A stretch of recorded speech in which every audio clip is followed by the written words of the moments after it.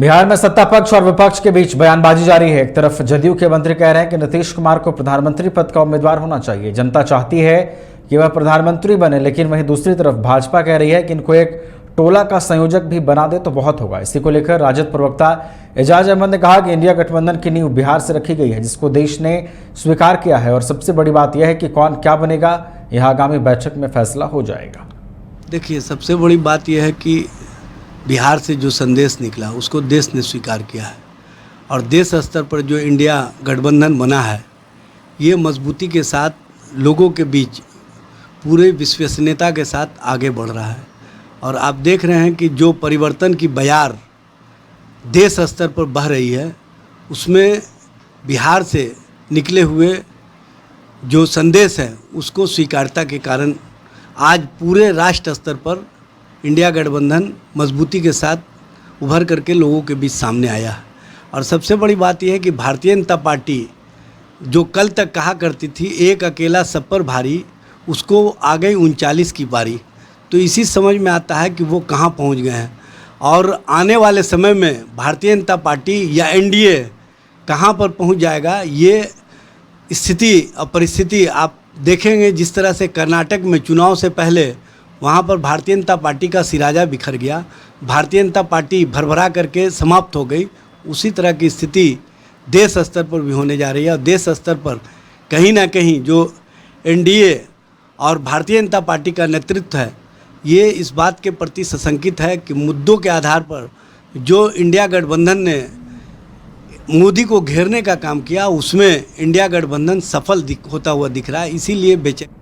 सासाराम के नए RPF inspector Sanjeev Kumar ने पत्रकारों से बातचीत करते कहा कि रेलवे का परिचालन बाधित नहीं हो तथा यात्रियों की सुरक्षा में किसी प्रकार की कमी नहीं हो, इसको लेकर आरपीएफ और जीआरपी संयुक्त अभियान जारी रहेगा। सासाराम के पूर्व आरपीएफ इंस्पेक्टर पीके रावत के पंडित दीनदयाल उपाध्याय जंक्शन तबादला होने के बाद सासाराम में नए आरपीएफ इंस्पेक्टर संजीव कुमार ने योगदान लिया, जहां उनका भव्य स्वागत किया गया। इस दौरान वो पत्रकारों से भी रूबरू हुए, जहां रेलवे सुरक्षा विधि व्यवस्था को लेकर कई बिंदुओं पर चर्चा करते हुए संबंधित आरपीएफ कर्मियों को दिशा निर्देश भी दिए गए।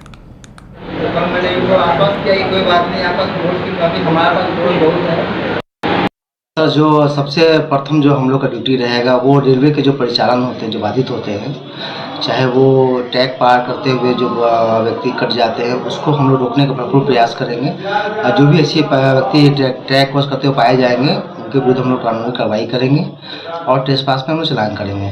साथ ही साथ जो ट्रेन का मूवमेंट होता है और एसी पे लोग जो करके उतर जाते हैं उसको रोकने के लिए हम लोग पूरी ताकत लगा देंगे कि रेलवे के परिचालन को कोई भी बाधा उत्पन्न ना हो। जो नवगछिया पुलिस ने एक बार फिर मिनी गन फैक्ट्री का खुलासा किया है। नवगछिया पुलिस ने गोपालपुर थाना क्षेत्र के करचीरा गांव में गुप्त सूचना के आधार पर एसडीपीओ दिलीप कुमार के नेतृत्व में छापेमारी कर मिनी गन फैक्ट्री का उद्भेदन किया है, जिसमें निर्मित और अर्धनिर्मित हथियार सहित हथियार बनाने के कई उपकरण भी बरामद किए गए हैं। हथियार निर्माता और तस्कर को भी पुलिस ने हिरासत में लिया है, जिसको लेकर नवगछिया एसडीपीओ दिलीप कुमार ने प्रेस वार्ता कर जानकारी देते हुए बताया कि करचीरा गांव के राम ठाकुर के पुत्र मुकेश ठाकुर के घर छापेमारी की गई तो वहां से रंगे हाथ अवैध हथियार निर्माण करते हुए अभियुक्तों को गिरफ्तार किया गया है। वहीं मौके से भारी मात्रा में अर्धनिर्मित और निर्मित देसी कट्टा व अन्य अवैध हथियार बरामद हुए हैं, जिसमें ड्रिल मशीन, गोली, फर्नेस का सामान भी बरामद किया गया है। टीम रेड करने के गई, वहां पर हथियार बनाते हुए एक व्यक्ति को पकड़ा गया जिसका नाम मुकेश ठाकुर है, और मार्च में भी जेल गया था और जस्ट जेल से बाहर आया था। और उनके घर में ही यह फैक्ट्री चल रही थी जिसको मिनी गन फैक्ट्री हम बोल सकते हैं। उसमें बहुत सारा चीज़ अर्धनिर्मित चीज़ें हैं जो आपको दिख रहा होगा यहाँ पर, और हथियार बनाने के जितने जो ऑपरेटर्स हैं वो सामान मिले हैं। और इनके पास से जो हम लोगों ने जो रीड किया कि एक पूरी यूनिट के साथ एक बना रहे थे और दूसरा यूनिट ये छुपा के रखे थे, जमीन में गाड़ के रखे थे। उसका हमारे पास वीडियो भी है कि हम लोगों ने खोज के उसको प्लास्टिक के एक बड़ा सा जार में सारा सामान को रखे थे। सेकेंड वाला पार्ट कि अगर पहला वाला पार्ट हमारा पकड़ में आ जाता है तो फिर हम सेकेंड वाले से काम स्टार्ट कर देंगे। तो ये हैबिचुअल हैं और ये लगातार जो है आर्म्स बनाते हैं और लोगों को सप्लाई करते हैं। यही हमारी सूचना थी और सूचना सत्य पाई गई है। इसमें एक व्यक्ति की गिरफ्तारी हुई है और जितना सारा सामान यहाँ पर आप देख रहे हैं उनके पास से बरामद हुआ है। कौन सी गिरफ्तारी हुई है? ये गोपालपुर थाने के अंदर करचीरा गांव है, वहीं मुकेश ठाकुर का अपना गांव है, उसी के घर में ये बरामद हुआ है कब हुआ? कल लगभग 5-6 बजे। और ये सब करते करते थोड़ा और लेट हो गया था, तो कल की घटना है 26 तारीख की। टीम नगर थाना में आयोजित प्रेस वार्ता के दौरान कटिहार पुलिस कप्तान जितेंद्र कुमार ने पत्रकारों को जानकारी देते हुए बताया कि जिले के 2 अलग अलग जगहों पर लूट की घटना में शामिल सभी आरोपियों को गिरफ्तार कर लिया गया है। पहली घटना कोड़ा थाना क्षेत्र के झिटकिया पर 4 आरोपियों द्वारा लूट का है, वहीं दूसरा मामला कदवा थाना क्षेत्र के सनौली से मिठाई दुकानदार को हथियार का भय दिखाकर लूट का है। वहीं दोनों मामलों के अनुसंधान के लिए टीम का गठन कर दोनों मामलों का खुलासा कर लिया गया है और इस मामले में 6 आरोपियों को गिरफ्तार किया गया है।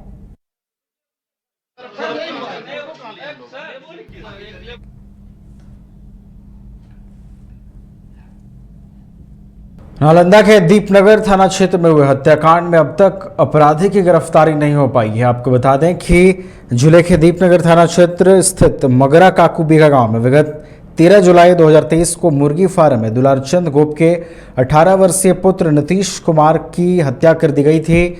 2 महीने से ज़्यादा बीत जाने के बावजूद अभी तक आरोपी की गिरफ्तारी नहीं हो सकी है। घटना में 8 नामजद अभियुक्त बनाए गए हैं। बताया जा रहा है कि पीड़ित परिवार को अपराधियों द्वारा लगातार धमकी दी जा रही थी, जिससे वो घर तक छोड़ने को मजबूर हैं।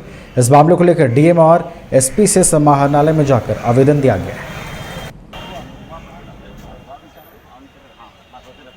दिनादिनी मर्डर भी कर दिया, जो बचता है बाले बच्चे के घर से बाहर के लिए धूल जानवर जानने के तने के लिए है, बाल बच्चा सब ओकर डर से भागल है। अभी पुलिस के कोई ठिकाने नहीं जहना से कोई कार्रवाई नहीं देख रहे हैं, कोई कार्रवाई नहीं। मर्डर के तो इतना देरी होना चाहिए, दिनादिनी मर्डर कर करके और फिर से घर चढ़ता है गोली सामान लेकर के। अभी भी धमकी दे रहा है। अभी धमकी की चढ़ जाता है, मतलब पुलिस कार्रवाई नहीं कर रहा है। ना कोई उसका उपाय कुछ करिए रहा दरोगा, कितना पैसा दिया कितना खाया जो कोई पता नहीं। घर द्वार छोड़ने भाई दूर सब जनता ने कहले हैं। अब काको बीघा छोड़ दिए हैं। काको को भी छोड़ दिए, एगो बच्ची रहता है, एगो माँ खाली रहता है। तो क्या बोलता है कि लोधीपुर में जैसे नरसंहार हुआ था उसी होगा? हाँ, जैसे लोधीपुर में होला वैसे करके धार दो। घर पर चढ़ जाता है, घर पर चढ़ जाता है, गोली सामान सब लेके चढ़ जाता है घर पर। सुरुजन को राजेश को और पाछे सब आता है, जन्नी मरद से अब चढ़ जाता है। तो क्या मतलब दरोगा भी देखा था इसको? दरोगा भी देखा, दरोगा भी एक दरोगा फोन किया, बाबूजी था, दरोगा कहा कि आ रहे हैं। निकलते निकलते वो घर पर चढ़ गया। हम 112 पर फोन किया तो दरोगा से पहले 112 चढ़ गया, पहुंच गया वहाँ। 112 वाला फोन किया? हाँ, 112 किए पटना, पटना से फोन किया 112 पर तो पहले पहुंच गया वहाँ। कितना दिन का ये मामला लग रहा है? वही बेगूसराय पुलिस ने चर्चित रिटायर्ड शिक्षक हत्याकांड का खुलासा कर दिया है। इस मामले में पुलिस ने बड़ी कार्रवाई करते हुए 5 अपराधियों को गिरफ्तार किया है, जिनके पास से 71 जिंदा कारतूस, 2 देशी कट्टा, 1 पिस्टल, 3 मोबाइल और घटना में प्रयुक्त मोटरसाइकिल को भी पुलिस ने बरामद किया है।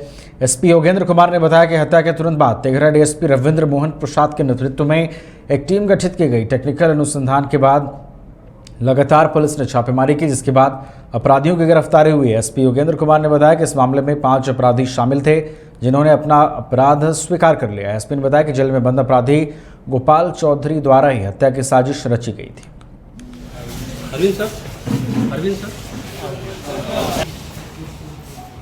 बछवाड़ा थाना अंतर्गत फतेहा हॉल्ट में एक रिटायर्ड शिक्षक की कुछ अपराधियों ने गोली मार के हत्या कर दी थी। इस पूरी घटना को पुलिस ने 7 दिनों के अंदर आज उद्भेदन कर लिया है।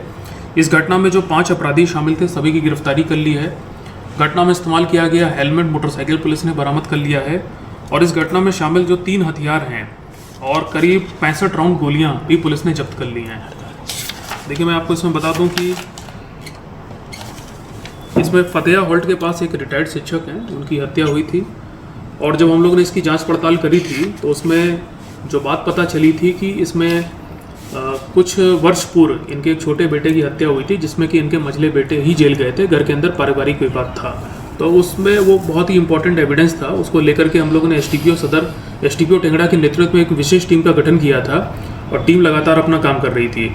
इस पूरी जांच पड़ताल में ये भाजपा ने पूर्व केंद्रीय मंत्री रामचंद्र प्रसाद सिंह ने मुंबई में इंडिया गठबंधन के बैठक से पहले एक बार फिर से इंडिया गठबंधन पर करारा वार किया है। उन्होंने कहा कि आम आदमी पार्टी राष्ट्रीय स्तर की पार्टी है, ऐसे में वह भी बिहार में चुनाव लड़ने की घोषणा करते हैं, जबकि उन्हीं के गठबंधन के लोग इंडिया गठबंधन को एकजुट होने का दावा करते हैं, लेकिन जमीनी हकीकत कुछ और ही है। उन्होंने यह भी कहा कि उन लोगों का एक ही लक्ष्य है, मोदी हटाओ अभियान। भाई जितनी भी पार्टियां हैं और आम आदमी पार्टी तो आज राष्ट्रीय स्तर की पार्टी है, तो स्वाभाविक है कि वो जहां भी चुनाव हो रहा है देश में लड़ना चाहेगी। अब बात ये आती है कि भाई ये लोग जो दावा करते हैं कि INDIA जो इनका जो आज बना है एक, उसके साथी लोग ही जब आपस में चुनाव लड़ेंगे और फिर ये दावा करते हैं कि साहब हम लोग एक हैं और भारतीय जनता पार्टी के साथ के खिलाफ हम लोग एक उम्मीदवार खड़ा करेंगे, तो संभव नहीं है ना। कारण देखिए स्पष्ट है कि जितनी भी पार्टियां यहाँ पर साथ आने का दावा कर रही हैं उस सब में आपस में इतना अंतर विरोध है, इतना कॉन्ट्रडिक्शन है, नेता लोग इतने महत्वाकांक्षी हैं कि कहाँ से। बिहार में मिनीगन फैक्ट्री का धड़ल्ले से संचालन हो रहा है, इस बात का खुलासा एडीजी पुलिस मुख्यालय जितेंद्र सिंह गंगवार ने किया है। डीजी के मुताबिक बीते 3 वर्षों के दौरान सैकड़ों मिनीगन फैक्ट्री का उद्भेदन बिहार पुलिस द्वारा किया गया है। कार्रवाई के दौरान बड़े पैमाने पर निर्मित और अर्धनिर्मित हथियारों का जखीरा पुलिस ने मौके से बरामद किया है। साथ ही कई मोबाइल फोन के साथ हथियार के निर्माण में लगे लोगों को भी गिरफ्तार किया गया है, जिनसे पूछताछ हो रही है और मोबाइल फोन को डिकोड कर इनके नेटवर्क को खंगाला जा रहा है। डीजी मुख्यालय ने मिनीगन फैक्ट्री के विरुद्ध बीते 3 वर्ष में हुए कार्रवाई से जुड़े आंकड़े भी जारी किए हैं। मिनीगन फैक्ट्री के उद्भेदन में अभी तक हम लोगों को बहुत अच्छी सफलताएं मिली हैं। इसके बारे में मैं आपको विस्तृत रूप से बताता हूं कि अगस्त महीने में अभी तक 4 जगह पर मिनीगन फैक्ट्री का हमने उद्भेदन किया। 1 अगस्त को मुंगेर जिले के बरियारपुर थाना अंतर्गत ऋषिकुंड पहाड़ पर एक मिनीगन फैक्ट्री का उद्भेदन किया गया, जिसमें अनेकों उपकरण बरामद हुए। 17 अगस्त को औरंगाबाद के कसमा थाना अंतर्गत मिनीगन फैक्ट्री का उद्भेदन किया गया, इसमें एक अभियुक्त को गिरफ्तार किया गया और बहुत सारे उपकरण इसमें भी बरामद किए गए। 25 अगस्त को लाखों ओपी अंतर्गत STF और बेगूसराय पुलिस की संयुक्त छापामारी में मिनीगन फैक्ट्री का उद्भेदन किया गया। 9 अभियुक्तों को वहां से गिरफ्तार किया गया। अर्धनिर्मित पिस्तौल, बैरल, मोबाइल, मोटरसाइकिल, नकद काफ़ी अधिक मात्रा में वहां पर उपलब्धि हुई। 26 अगस्त को नौगछिया के गोपालपुर थाना अंतर्गत मिनीगन फैक्ट्री का उद्भेदन करते हुए कुख्यात तस्कर मुकेश ठाकुर को गिरफ्तार किया गया। वहां से भी भारी मात्रा में अर्धनिर्मित देशी कट्टा, बैरल, ट्रिगर इत्यादि को बरामद किया गया। ये 4 उपलब्धि हमारी अगस्त। जहानाबाद के अब्दुल बारी नगर भवन में भाकपा माले पार्टी द्वारा कार्यकर्ता सम्मेलन का आयोजन किया गया, जिसमें मुख्य अतिथि के रूप में भाकपा माले के राष्ट्रीय महासचिव दीपांकर भट्टाचार्य ने शिरकत की। मौके पर काफी संख्या में माले के नेता और कार्यकर्ता मौजूद रहे। इस मौके पर भाकपा माले के राष्ट्रीय महासचिव ने केंद्र की मोदी सरकार पर निशाना साधते हुए कहा कि देश का संविधान खतरे में है, जिससे भाकपा माले कतई बर्दाश्त नहीं करेगी और इस बार के 2024 के चुनाव में मोदी सरकार को उखाड़ फेंकने की रणनीति बनाई जा रही है। उन्होंने आगे कहा कि पिछले 9 साल में भाजपा ने देश को डुबाया है। भारतीय जनता पार्टी पिछले 9 साल से मोदी जी की सरकार चल रही है और देश को बिल्कुल बर्बादी के रास्ते पर ढकेल दिया गया हर तरह से। अगर महंगाई की बात करें, बेरोजगारी की बात करें, भूखमरी की बात करें, या जिस तरह से नफरत, पूरे दंगे फसाद। अभी जो मुजफ्फरनगर से बात आई कि एक छोटे से मुस्लिम बच्चे को एक टीचर वो पिटवा रही है दूसरे बच्चों से, तो ये सब तो पूरे देश को बर्बाद करने वाली स्थिति है। इसीलिए बर्बादी के खिलाफ इस बार का चुनाव है 24 में, देश को बचाने के लिए, लोकतंत्र को बचाने के लिए। और बिल्कुल संविधान खतरे में है। मोदी जी के जो सबसे बड़े आर्थिक सलाहकार हैं, उन्होंने तो बाकायदा अखबार में लेख लिख डाला कि संविधान का समय समाप्त हो गया है, अब नए संविधान की ज़रूरत है। तो ऐसे समय में संविधान, लोकतंत्र, देश को बचाने के लिए एक पूरे देश के पैमाने पर विपक्षी दलों का बड़ा गठबंधन बना है। इंडिया के नाम से पटना से शुरुआत हुई, बेंगलुरु में दूसरी बैठक हुई, अभी तीसरी बैठक होने वाली है 31 तारीख 1 तारीख को मुंबई में। तो हम लोगों ने ये सोचा है कि बिहार में हम लोगों को बिल्कुल तैयारी करनी है, क्योंकि 2019 के चुनाव में जिस समय नीतीश जी भी भारतीय जनता पार्टी के साथ थे और बिहार, झारखंड इन राज्यों से बहुत बड़े पैमाने पर भाजपा को चुनाव में फायदे हुए थे। इस बार पूरी तरह से चुनाव बदल जाएगा। देश को इलाहाबाद के कोर्ट परिसर में उस वक्त अफरा तफरी का माहौल बन गया जब एक आरोपी को कोर्ट परिसर से अपहरण करने का प्रयास किया गया। हत्या का अभियुक्त कोर्ट में आत्मसमर्पण करने के लिए पहुंचा था और अभियुक्त सुरेंद्र शर्मा वकील के चैम्बर में बैठा हुआ तभी 7 की संख्या में अपराधी आए और उसे उठाकर ले जाने लगे। व्यक्ति के चिल्लाने के बाद सुरक्षाकर्मी दौड़कर पहुंचे और उसे बचाया। घटना की सूचना नगर थाने की पुलिस को दी गई है। मौके पर पुलिस पहुंच गई तभी अपराधियों ने सुधीर शर्मा नामक व्यक्ति को मारपीट कर घायल कर दिया और पुलिस को देखकर फरार हो गए।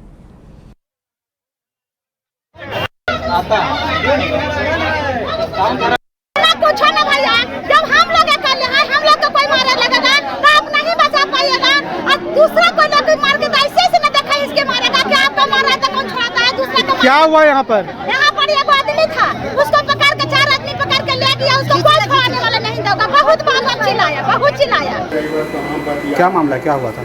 मामला है 302 पे हम अभियुक्त हैं। हम सरेंडर करने के लिए कोर्ट में न्यायालय में आए हैं। टिफिन में मेरा डालल है, टिफिन में 2 बजे के बाद साहब है दरखास्त मेरा दिल है। हम बैठल थे वकील के सामने, पंचायत को आया और घींच के मारते हुए हमको कहाँ ले जाता अपने प्रशासन मतलब क्या करता हूँ। अच्छा, वो तो हम गनीमत जी हाँ, पुलिस गेटों पर से घींचते थे, लोग को भी ले चला यहाँ पुलिस वालों को भी। हाँ, 2 दिन को पुलिस कम थे, लोग ज़्यादा संख्या में था। अच्छा, तो फिर ये लोग हालांकि पुलिस पेट्रोलिंग वालों को बैठाए कि चलो थाना आए, बचाए, सब भाग गया। कितना की संख्या?